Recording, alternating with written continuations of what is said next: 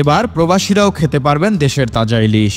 Remittance পাঠিয়ে দেশের মেরুদণ্ড সোজা রাখা প্রবাসীদের জন্য এয়ারপোর্টে বিশেষ সুবিধা চালুর পর তাদের জন্য জাতীয় মাছ ইলিশ পৌঁছানোর ব্যবস্থা করছে ডক্টর ইউনূসের সরকার। মৎস্য ও প্রাণী সম্পদ মন্ত্রণালয়ের সম্মেলন কক্ষে আয়োজিত এক সংবাদ সম্মেলনে মৎস্য ও প্রাণী সম্পদ উপদেষ্টা ফরিদা আক্তার বলেন, আমরা চেষ্টা করছি ইলিশের দাম কেজি প্রতি 1000 টাকার কমে নিয়ে আসার, সেই সাথে প্রবাসী বাংলাদেশিদের কাছে ইলিশ পৌঁছানোর জন্য নিচ্ছি বিশেষ ব্যবস্থা।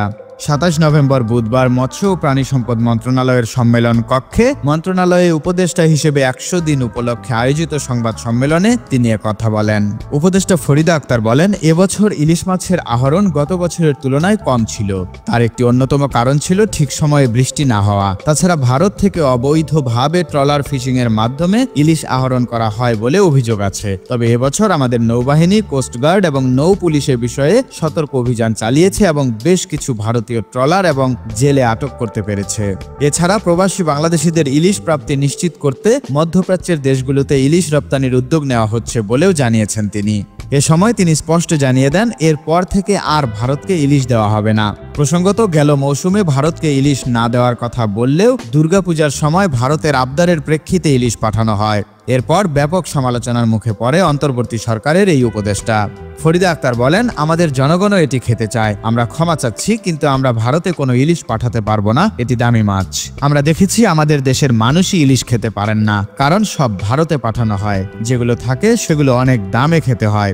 দুর্গাপূজার সময় সাবেক প্রধানমন্ত্রী শেখ হাসিনা 4000 টন ইলিশ ভারতে পাঠাতেন। এই উদ্যোগের সমালোচনা করে মৎস্য উপদেষ্টা বলেন, ভারতে মাছ পাঠানোর কোনো প্রয়োজনীয়তা ছিল না। ভারতের সঙ্গে ভালো সম্পর্কের কথা বলে তার মাছ পাঠানো ঠিক হয়নি। তিনি বাংলাদেশের মানুষের প্রয়োজনীয়তাকে উপেক্ষা করেছেন। তিনি আরো বলেন, ইলিশ নিয়ে ভারতের কোনো ইস্যু সৃষ্টি করার দরকার নেই। যদি তারা বাংলাদেশের সঙ্গে সুসম্পর্ক চায় তাহলে তাদের তিস্তার পানি বন্টনের সমস্যার সমাধান করা উচিত। এদিকে সম্প্রতি অবৈধভাবে ভারতে পাচারের সময় কুমিল্লার ব্রাহ্মণপাড়া উপজেলার ভারতীয় সীমান্ত এলাকা থেকে 440 কেজি ইলিশ জব্দ করেছে বর্ডার গার্ড বাংলাদেশ বিজিবির একটি দল। ব্রাহ্মণপাড়া উপজেলা নির্বাহী কর্মকর্তা সম আজহারুল ইসলাম এই তথ্য নিশ্চিত করেছেন।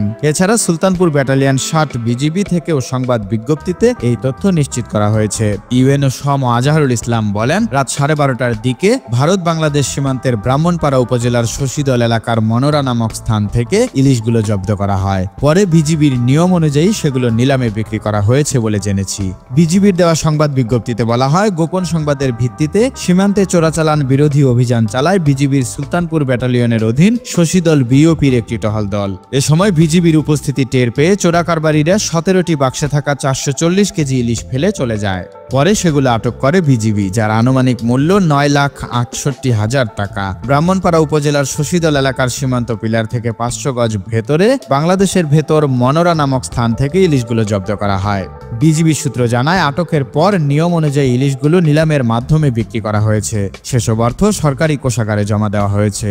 চোরা কারবারিদের বিরুদ্ধে বিজিবির অভিযান অব্যাহত থাকবে। তবে নিলামে কত টাকায় মাছগুলো বিক্রি করা হয়েছে সেই তথ্য উল্লেখ করা হয়নি সংবাদ বিজ্ঞপ্তিতে। প্রসঙ্গত, এর আগে বুড়িচং উপজেলার ভারতীয় সীমান্ত এলাকা থেকে 620 কেজি ইলিশ আটক করে বিজিবির একটি দল। আইজামান চমক, নিউজ ডেস্ক, ঢাকা।